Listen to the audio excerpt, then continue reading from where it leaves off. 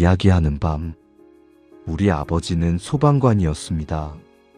어릴 때 나는 아버지의 직업이 세상에서 제일 멋있다고 생각했습니다.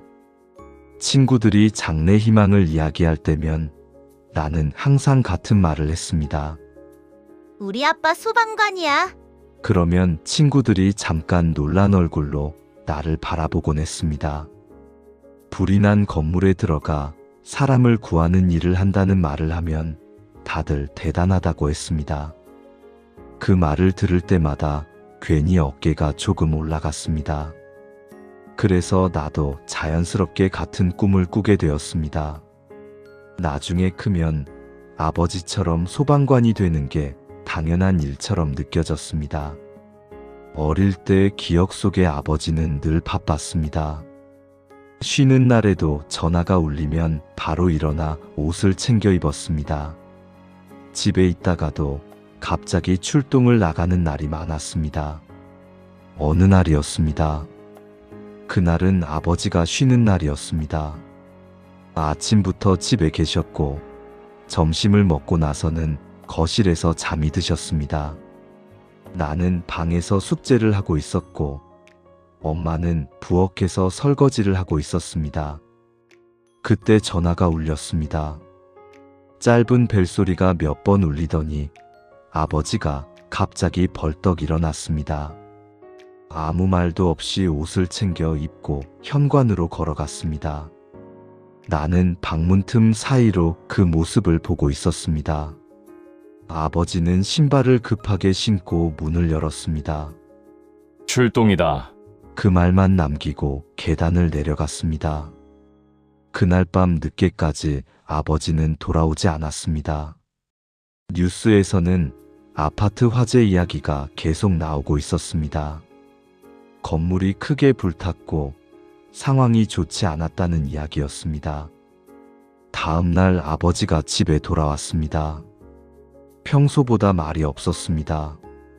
씻고 나와 식탁 앞에 앉았는데 숟가락을 들고도 한참 동안 밥을 먹지 않았습니다. 그날 이후로 아버지는 가끔 술을 마셨습니다. 가족끼리 모여 저녁을 먹다가도 술이 몇 잔 들어가면 갑자기 말이 느려졌습니다. 그리고 어느 순간 이런 말을 했습니다. 사람을 못 구했다. 그 말이 나오면 엄마는 조용히 술잔을 내려놓았습니다. 나는 아무 말도 하지 못하고 식탁만 바라봤습니다. 아버지는 술잔을 들고 한참 동안 말이 없었습니다. 그리고 작은 목소리로 말했습니다. 계속 생각난다. 그 사건이 있던 날 이야기였습니다. 아파트 안에서 울고 있는 아이가 있었다고 했습니다. 그 방에서 분명히 아이 울음소리가 들렸다고 했습니다. 그런데 그 방은 이미 천장과 벽이 무너질 것 같은 상태였다고 했습니다. 들어가면 같이 갇힐 수도 있는 상황이었다고 했습니다. 아버지는 결국 그 방으로 들어가지 못했습니다. 그 아이는 끝내 나오지 못했습니다. 그 이야기 이후로 아버지는 많이 달라졌습니다. 출근은 계속했지만 집에 돌아오면 말이 거의 없었습니다. 소파에 앉아 TV를 켜놓고도 화면을 보지 않는 날이 많았습니다. 시간이 조금 더 지나고 나서 결국 아버지는 일을 그만두었습니다. 소방서에서 더 버티지 못하고 집으로 돌아왔습니다. 그날 이후로 아버지는 대부분 집에 있었습니다. 아침이 되어도 거실에는 불이 켜져 있지 않았습니다. 커튼이 반쯤 내려온 창문 사이로 빛만 조금 들어왔습니다. 아버지는 소파에 누워 있거나 방 안에 들어가 문을 닫고 있었습니다. 낮에도 잠을 잤습니다. 어쩌다 거실에 나오면 냉장고 문을 열고 물을 마셨습니다. 그리고 아무 말 없이 다시 방으로 들어갔습니다. 집 안에서는 발소리도 거의 들리지 않았습니다. 예전에는 아버지가 퇴근하면 작업복에서 먼지 냄새가 났습니다. 현관문이 열리고 신발을 벗는 소리만 들어도 아버지가 왔다는 걸 알 수 있었습니다. 그런데 그때의 집은 조용했습니다. 저녁이 되면 아버지는 식탁에 앉아 술을 마셨습니다. 말없이 잔에 술을 따르고 한 모금 마시고 다시 잔을 내려놓았습니다. 엄마는 맞은편에 앉아 있었습니다. 밥을 먹는 둥 마는 둥 하다가 어느 순간 젓가락을 내려놓았습니다. 식탁 위에는 말이 거의 없었습니다. 아버지는 술을 조금 더 마셨습니다. 그리고 아무 말 없이 방으로 들어갔습니다. 밤이 깊어지면 집안이 더 조용해졌습니다. 그런데 가끔 방문 너머로 작은 소리가 들리는 날이 있었습니다. 처음에는 잘못 들은 줄 알았습니다. 방 안에서 아버지가 울고 있었습니다. 소리를 크게 내지는 않았습니다. 숨을 참고 울다가 가끔 짧게 숨을 들이마시는 소리만 들렸습니다. 나는 방문 앞에 서 있었습니다. 손잡이를 잡을까 말까 하다가 결국 아무것도 하지 못했습니다. 그냥 그 자리에 서 있다가 돌아섰습니다. 며칠 뒤에는 아버지가 술에 취해 거실 소파에서 잠이 들었습니다. 나는 물을 마시려고 나왔다가 그 모습을 봤습니다. 아버지는 깊이 잠든 것처럼 보였습니다. 그런데 갑자기 작은 목소리가 들렸습니다. 죄송합니다. 나는 그 자리에 멈춰 서 있었습니다. 아버지는 눈을 감은 채로 계속 중얼거렸습니다. 제가 잘못했습니다. 잠든 상태에서 하는 말이었습니다. 나는 아무 말도 하지 못했습니다. 거실에 서 있다가 천천히 방으로 돌아갔습니다. 그날 밤은 쉽게 잠이 오지 않았습니다. 다음 날도 비슷했습니다. 아버지는 낮에 잠을 자고 저녁에 술을 마셨습니다. 밤이 되면 집안은 다시 조용해졌습니다. 그리고 가끔 방문 너머로 같은 말이 들렸습니다. 죄송합니다. 제가 잘못했습니다. 나는 그 말을 들을 때마다 방문 앞에 잠깐 서 있었습니다. 그리고 결국 아무 말도 하지 못한 채 돌아섰습니다. 집 안에서는 그 이야기를 아무도 꺼내지 않았습니다. 엄마도 나도 아버지도. 그렇게 거의 1년이 지났습니다. 어느 날 아침이었습니다. 아버지가 양복을 꺼내 입고 있었습니다. 넥타이까지 매고 있었습니다. 오랫동안 보지 못했던 모습이었습니다. 나는 거실에서 그 모습을 바라보고 있었습니다.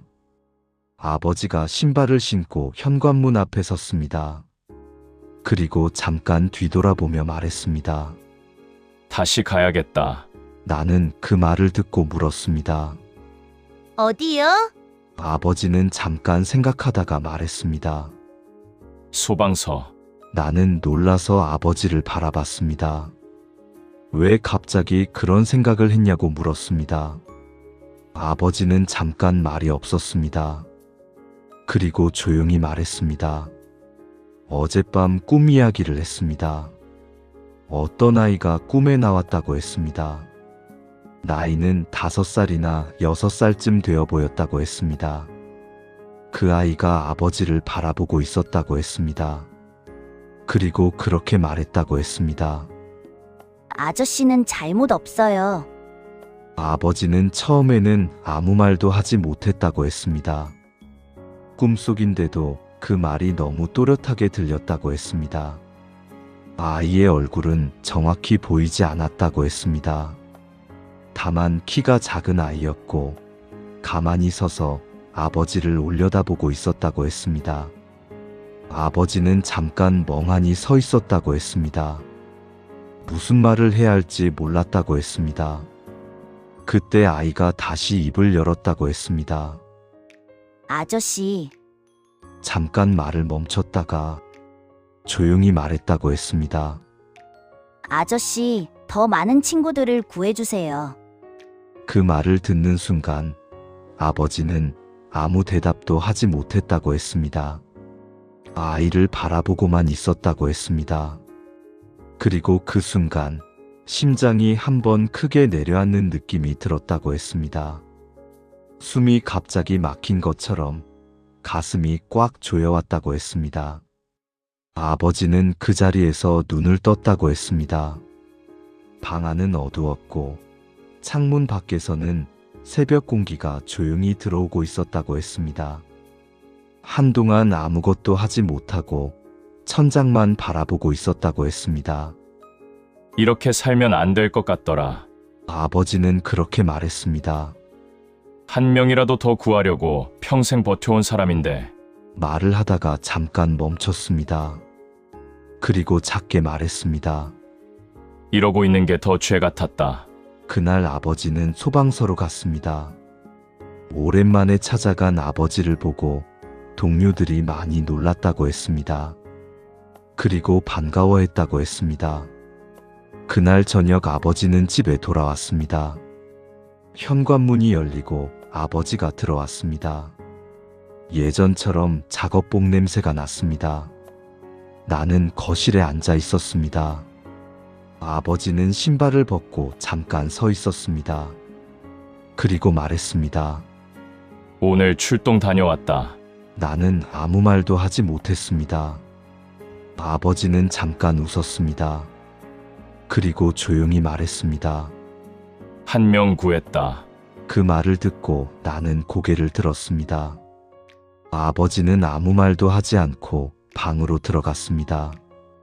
지금도 아버지는 가장 먼저 불길 속으로 들어갑니다. 이 이야기가 당신의 밤에 잠시 머물렀다면 그걸로 충분합니다. 좋아요와 구독은 저에게 큰 힘이 됩니다.